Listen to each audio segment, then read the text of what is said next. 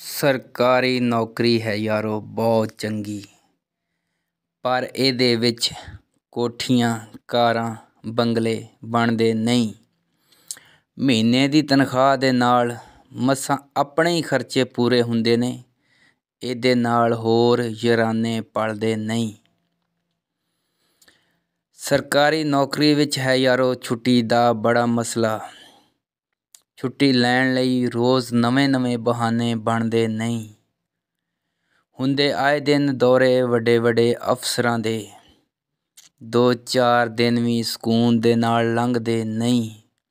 ਹੋ ਜਾਂਦੀ ਕਦੀ ਤਰੱਕੀ ਬੰਦ, ਕਦੀ ਐਗਰੀਮੈਂਟ ਸਟਾਪ ਤੇ ਕਦੀ ਮੁਅੱਤਲੀ।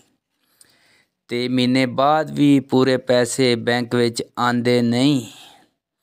ਤੇ ਹੋ ਜਾਂਦੀ 5 ਸਾਲਾਂ ਦੇ ਵਿੱਚ ਸਰਵਿਸ ਬੁੱਕ ਸਾਰੀ ਲਾਲ।